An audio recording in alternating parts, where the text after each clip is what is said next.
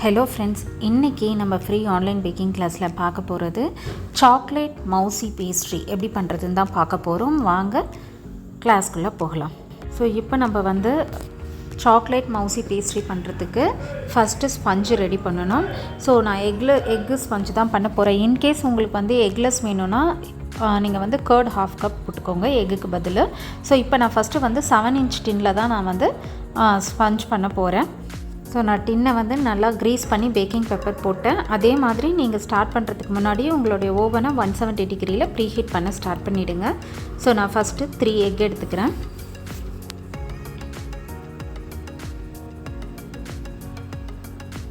So நிறைய பேர் egg smell வருதுன்றீங்க. ஸோ எக்கு ஸ்மெல் வருதுன்றது நம்ம எப்போவுமே பேக் பண்ணி எடுத்த உடனே லைட்டாக மைல்டாக தான் இருக்கும். ஆனால் அதுவும் கொஞ்சம் நேரத்தில் உங்களுக்கு செட்டில் ஆகிடும். இன்கேஸ் மேபி உங்களுக்கு அந்த மைல்ட் ஸ்மெல் தான் உங்களுக்கு பெருசாக தெரியுதுன்னா நீங்கள் வெண்ணிலா பவுடர் கம்பல்சரி யூஸ் பண்ணுங்கள். அந்த மாதிரி அது கூட தெரியக்கூடாதுன்னு நினைக்கிறவங்க கண்டிப்பாக வெண்ணிலா பவுடர் யூஸ் பண்ணுங்கள். ஓகேங்களா? ஸோ இப்போ சுகர் 80 கிராம் ஆட் பண்ணியிருக்கேன். நார்மல் நம்ம டீ காஃபிக்கு போடுற granulator sugar. Vanilla essence 1 teaspoon. நான் இது கூட வெண்ணிலா பவுடரும் ஆட் பண்ணுவேன். ஸோ இப்போ இதை ஆஸ் யூஷுவல் நம்ம எலக்ட்ரிக் பீட்டரில் லோ ஸ்பீட்லேருந்து ஹை ஸ்பீட் பண்ணி நம்ம நல்லா பீட் பண்ணி எடுத்துக்கலாம். ஸோ எக்கு நம்ம மொத்தமாக பீட் பண்ணும்போது எப்படி இருக்கும்னா ஃபைனலாக நம்ம ஒரு ரிப்பன் ஸ்டேஜ்க்கு கன்சிஸ்டன்சிக்கே அது வரணும். ஓகேங்களா? ஸோ ஃபஸ்ட்டு இந்த மாதிரி லோ ஸ்பீடில் வச்சுக்கோங்க. நல்லா ஃபோம் க்ரியேட் ஆனதுக்கப்புறமா நீங்கள் ஹை ஸ்பீடில் சேஞ்ச் பண்ணிக்கோங்க.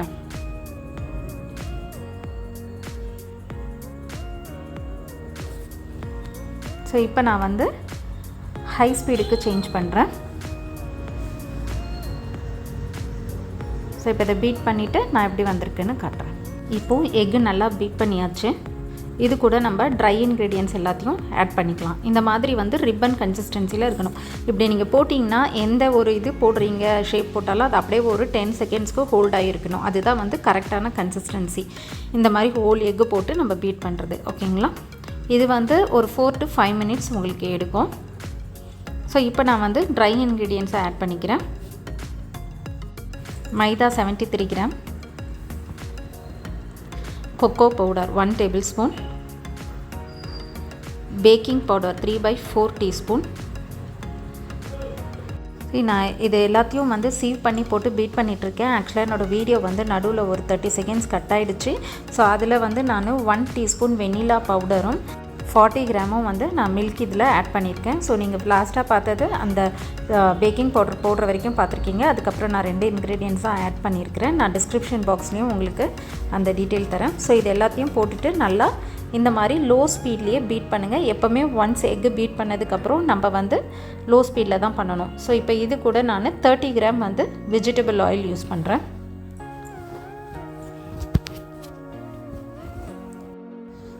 இப்போ ஆயில் ஊற்றுனதுக்கப்புறம் ஒரு 20 செகண்ட்ஸில் மிக்ஸ் பண்ணிவிடுங்க. இல்லைனா ரொம்ப நம்ம ஓவர் பீட் பண்ணோன்னா மேலே அந்த ஸ்பஞ்சுக்கு மேலே ஒரு மாதிரி ஆயிலாக வர ஆரம்பிச்சிடும். ஸோ இப்போ நம்மளுடைய கேக் பேட்டர் ரெடி ஆகிடுச்சு.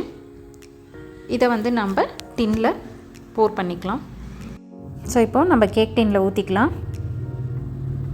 இதை ஆல்ரெடி ப்ரீஹீட்டட் ஓவன் 170 டிகிரி செல்சியஸில் பேக் மோடில் நான் 30 மினிட்ஸ் பேக் பண்ணி எடுக்க போகிறேன்.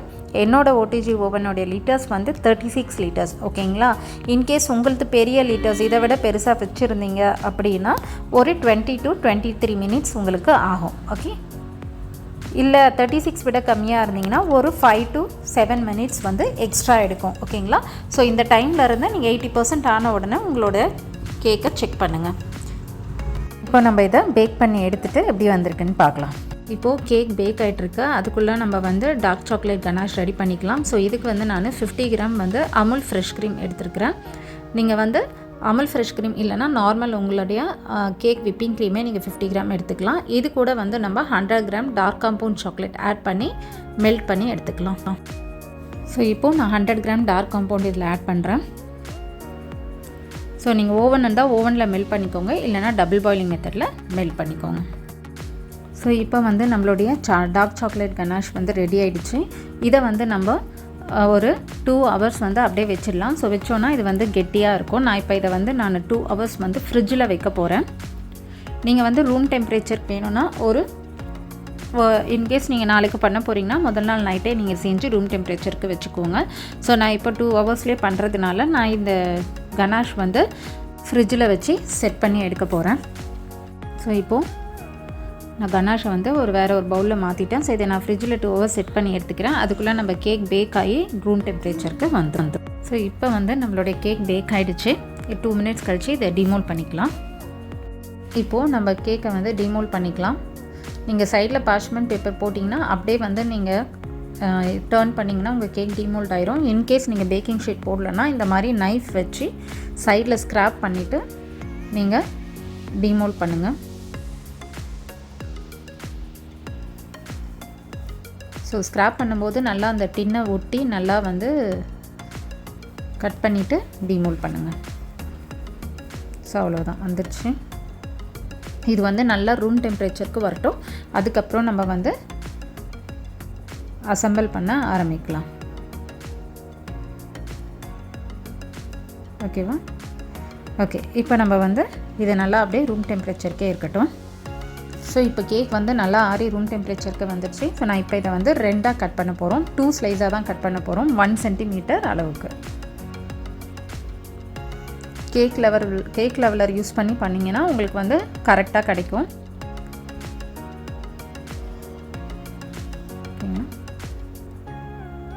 ஸோ இப்போது 2 பீஸாக கட் பண்ணியாச்சு.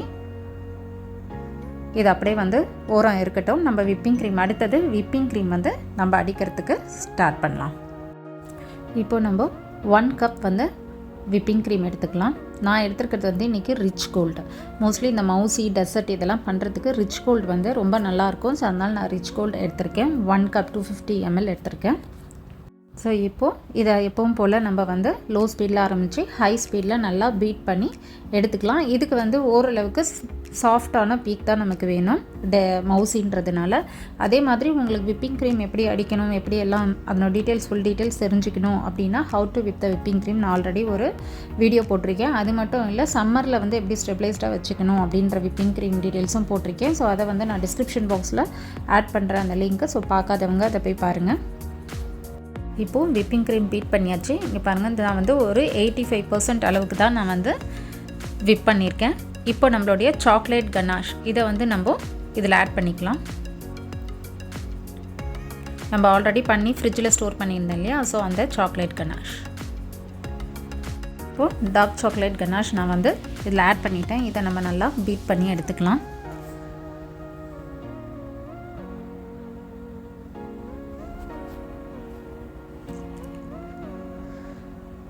ஸோ இப்போது பீட் பண்ணியாச்சு. ஸோ இந்த மாதிரி பாருங்கள், ஒரு மாதிரி கர்வாக இருக்கும். இந்த அளவுக்கு நம்ம சாஃப்ட் பீக் பண்ணால் போதும் மவுசிக்கு. ஸோ இப்போ நம்மளுடைய க்ரீம் ரெடி ஆகிடுச்சு. நம்ம வந்து கேக் வந்து அசம்பிள் பண்ண ஆரம்பிக்கலாம். இப்போது 7 இன்ச்சு டின்னுன்றதுனால நான் 7 இன்ச் ரிங் எடுத்திருக்கேன். இது கூட வந்து நான் இந்த ஸ்பஞ்ச் கேக்கை வச்சிடுறேன் உள்ள. இதில் வந்து நான் மைல்டாக நம்மளுடைய சுகர் சிரப்பை வந்து ப்ரஷ் பண்ணுறேன். ஏற்கனவே வந்து நம்ம இது எக்லெஸ் செஞ்சதுனால நல்லா வந்து அந்த ஸ்பாஞ்சினஸ் நல்லா இருக்குது. அதனால் லைட்டாக நீங்கள் வந்து ஸ்ப்ரெட் பண்ணிங்கன்னா போதும் பேஸ்ட்ரிக்கெலாம். ஸோ இப்போ நம்ம வந்து நெக்ஸ்ட்டு க்ரீம்.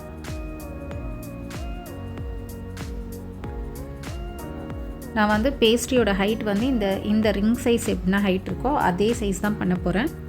ஸோ அதனால் நம்ம வந்து இந்த ரிங்கை மேலே ஏற்றணும் அதெல்லாம் தேவைப்படாது. இப்போது ஸ்பேச்சுலா வச்சு லெவல் பண்ணிக்கோங்க.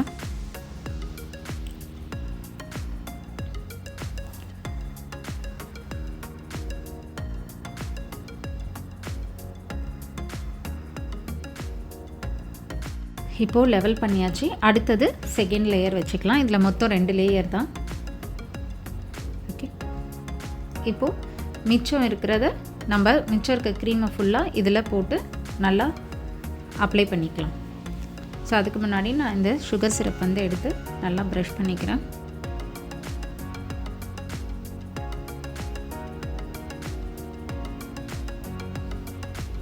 ஓகேங்களா?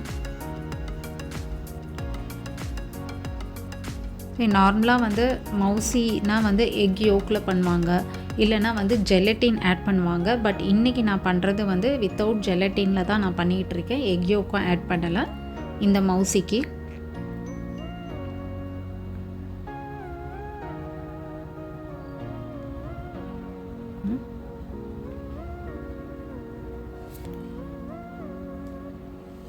ஸோ இந்த மாதிரி வந்து மிச்சம் இருக்க க்ரீம் போட்டுட்டு நல்லா ஃபுல்லாக லெவல் பண்ணிவிட்டு சைடில் இருக்கிற க்ரீமெல்லாம் எடுத்துக்கோங்க. இந்த மாதிரி எடுத்திங்கன்னா வந்துடும் உங்களுக்கு. இந்த கார்னர் ஹோல்ஸ் எல்லாம் இல்லாமல் நல்லா ஃபில் பண்ணிக்கோங்க.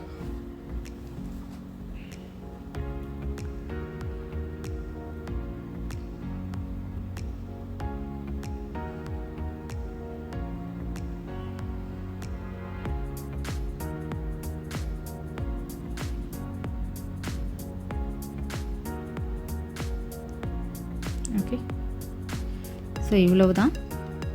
இப்போது நம்ம மேலே இருக்கிறத லெவல் பண்ண போகிறோம். ஸோ இதுக்கு வந்து நல்லா இந்த மாதிரி ஒரு 10 இன்ச் இல்லை 12 இன்ச் பேலட் நைஃப் எடுத்து 20 டிகிரியில் வச்சு உங்கள் அந்த ரிங்கோட டச் பண்ணுற மாதிரி அப்படியே இந்த மாதிரி பண்ணிங்கன்னா உங்களுக்கு அழகாக ஸ்மூத்தாக வந்துடும். ஓகேங்களா? சரி, இந்த மாதிரி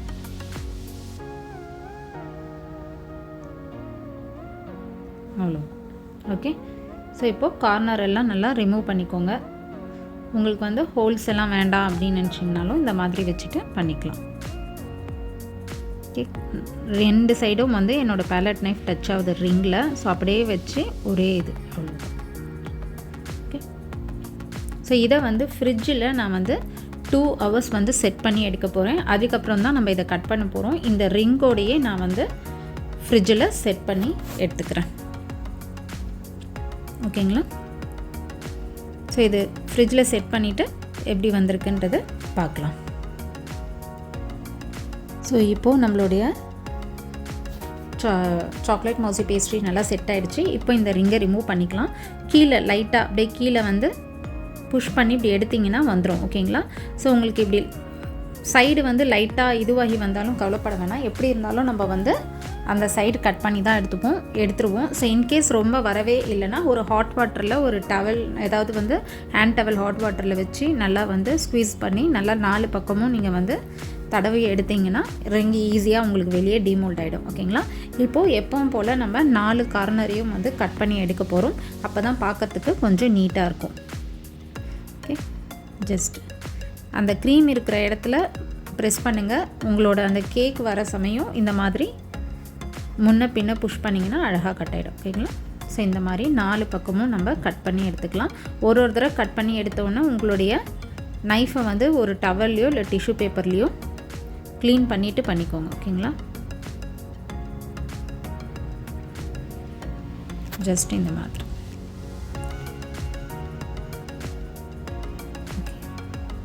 ஸோ இப்போது 4 பக்கமும் கட் பண்ணியாச்சு. நான் இந்த கார்னர் எல்லாம் ஃபஸ்ட்டு க்ளீன் பண்ணிடுறேன். ஸோ இப்போ நம்ம வந்து இதை நான் வெறும் 3 ஸ்லைஸாக ஸ்ட்ரெயிட்டாக தான் கட் பண்ண போகிறேன். ஓகேங்களா? நீங்கள் வேணும்னா சென்டராக போட்டுட்டு ரெக்டாங்கிள் ஷேப்பில் கூட நீங்கள் கட் பண்ணிக்கலாம். ஸ்லைஸ் உங்களுக்கு எப்படி வேணுமோ அதுக்கேற்ற மாதிரி நீங்கள் கட் பண்ணிக்கோங்க. ஜஸ்ட்டு இப்படி வச்சுட்டு கேக் வரும்போது முன்ன பின்ன போனீங்கன்னா அப்படியே கீழே அழகாக வந்துடும். ஸோ அப்படியே கீழவே வச்சு நைஃப் அடிக்கணும். மேலவே எடுத்திங்கன்னா அப்படியே உங்களோட க்ரீம் மேலே வந்துடும், க்ரம்ஸு க்ரீம் எல்லாம். ஓகே, ஸோ நெக்ஸ்ட்டு ஒரு ஹேண்ட் டவலில் கட் பண்ணிவிட்டு அதுக்கப்புறமா இது பண்ணுங்கள். ஓகேவா? ஸோ வந்துருச்சு. இப்போ இதை வந்து நான் பிளேட்டரில் சேஞ்ச் பண்ணிக்கிறேன். ஸோ இந்த மாதிரி பெரிய பீஸை வந்து சேஞ்ச் பண்ணும்போது இந்த மாதிரி ஒரு பக்கம் ஒரு ஸ்பேச்சுலாவும் இன்னொரு பக்கம் இன்னொரு இதுவும் போட்டு க்ரிப் பண்ணி எடுங்க. ஒரு பக்கம் மட்டும் வச்சு ஹோல்ட் பண்ணி எடுக்காதீங்க. அப்படியே உங்கள் கேக் வந்து விழுந்துடும் கீழே. ஜஸ்ட்டு இப்படி வச்சுக்கோங்க. உங்கள் பிளேட்டரை வந்து பக்கத்துலேயே வச்சுக்கோங்க. இப்படி கொடுத்து சப்போர்ட் பண்ணி எடுங்க. ஸோ எடுத்து இந்த மாதிரி ப்ளேஸ் பண்ணிவிடுங்க. அடுத்தது செகண்டு. ஸோ இதே மாதிரி எடுங்க.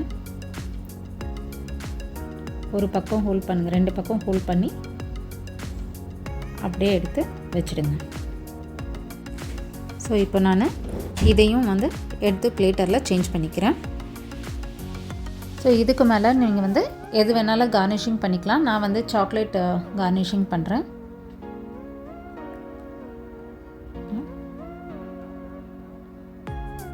ஸோ சம்மர் சீசன் ஸ்டார்ட் ஆகிடுச்சு. ஸோ இந்த சாக்லேட் கார்னிஷிங்லாம் பண்ணிங்கன்னா ஃப்ரிட்ஜில் ஸ்டோர் பண்ணுங்கள். அதே மாதிரி நீங்கள் கார்னிஷிங் பண்ணும்போது டக்குன்னு கார்னிஷிங் பண்ணிவிட்டு இமிடியேட்டாக நீங்கள் வந்து எடுத்து ஃப்ரிட்ஜில் ஷிஃப்ட் பண்ணிவிடுங்க. ஓகேங்களா? இல்லைனா மெல்ட் ஆகிடும். பிகாஸ் இந்த சாக்லேட் கார்னிஷிங் நம்ம ரொம்ப தின்னாக பண்ணுவோம். ஓகேங்களா? சம்மரில் நம்ம ஃப்ரிட்ஜிலேருந்து வெளியில் எடுத்தோன்னா அப்படியே ஒரு 30 செகண்ட்ஸ் கூட ஆகாது, அப்படியே பிசு பிசுன்னு வர ஆரம்பிச்சிடும். ஓகே, மெல்ட் ஆக ஆரம்பிக்கும். ஸோ இப்போ வந்து நான் ஜஸ்ட்டு ஒரு சப்போர்ட்டுக்காக பேக்கில் வந்து சாக்லேட் ஸ்டிக்கு கொடுக்குறேன், அதாவது சாக்லேட் ரோலு. இப்போது சாக்லேட் கேர்ள்ஸ். எப்போவுமே நீங்கள் ஏதாவது சாக்லேட்ஸ் பண்ணுறீங்க, மிச்சம் வந்து ஒரு மாதிரி இஷ்டத்துக்கு வருதுன்னா அதெல்லாம் அப்படியே எடுத்து கலெக்ட் பண்ணி ஒரு பாக்ஸில் போட்டு ஃப்ரிட்ஜில் வச்சுடுங்க. இந்த மாதிரி நமக்கு சாக்லேட் கார்னிஷிங்க்கெலாம் ரொம்ப யூஸ் ஆகும். எதையுமே சாக்லேட்டில் வேஸ்ட் பண்ணாதீங்க. ஏன்னா சாக்லேட் தான் இருக்கிறதுலே ரொம்ப நல்லா வந்து கார்னிஷிங் பண்ணலாம். அது சும்மா நீங்கள் போட்டால் கூட பார்க்குறதுக்கு அழகாக இருக்கும். ஸோ இப்போது நம்மளுடைய சாக்லேட் மவுசி பேஸ்ட்ரி ரெடி ஆகிடுச்சு. ஸோ நீங்கள் ட்ரை பண்ணி பார்த்துட்டு எப்படி வந்திருக்குன்றதை எனக்கு கமெண்ட் செக்ஷனில் கமெண்ட் பண்ணுங்கள். ஸோ கண்டிப்பாக வந்து ட்ரை பண்ணுங்கள், ப்ராக்டிஸ் பண்ணுங்கள். ப்ராக்டிஸ் பண்ண தான் பேக்கிங் கற்றுக்க முடியும். ஒரு தடவை 2 தடவைலே பர்ஃபெக்டாக வரணும்னு எதிர்பார்க்காதீங்க. ட்ரை பண்ணிகிட்டே இருங்க. அதுக்கு தான் நான் நிறைய டிப்ஸ் சொல்கிறேன். நீங்கள் ப்ரீ மிக்ஸஸ் வாங்கி வச்சு அதில் யூஸ் பண்ணுங்கள் அப்படின்னு சொல்லிட்டேன்னு. ஸோ நெக்ஸ்ட் வீடியோவில் நம்ம பார்க்கலாம். Thank you friends.